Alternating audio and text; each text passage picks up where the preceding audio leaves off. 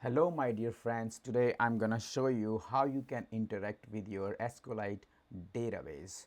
Let me clear this database to show you what kind of queries you can run on this database using OpenAI and front end in React. So here is the query. What tables are in the database?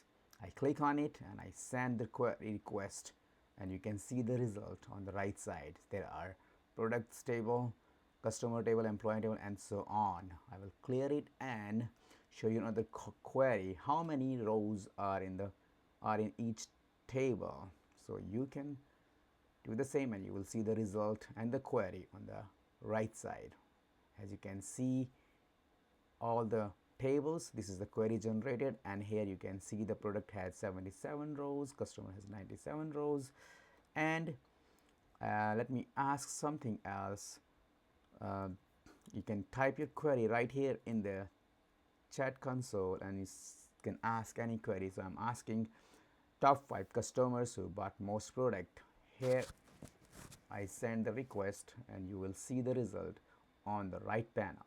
Here is the query that was generated and here is the result. You can see that this customer quick stop bought 97 products. And you can also ask whatever query you want to ask, whatever SQL or thing that you have in your mind. You can ask like, show me the top 10 sold products, and you will see the result. Let's see what happens. So here is sending the result. It generates the query and it shows the result in tabular format, and it also shows the result in text format. Here you can see.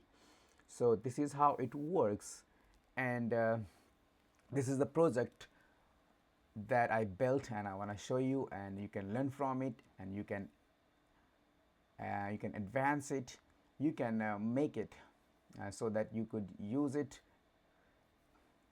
And this project is an AI powered chat interface that allows users to query SQLite database using natural language instead of writing SQL queries manually. Users can ask questions in plain English and the system will understand the question using OpenAI ChatGPT model, generate appropriate SQL, and execute those queries on the SQLite database and return result, as you can see in the right panel.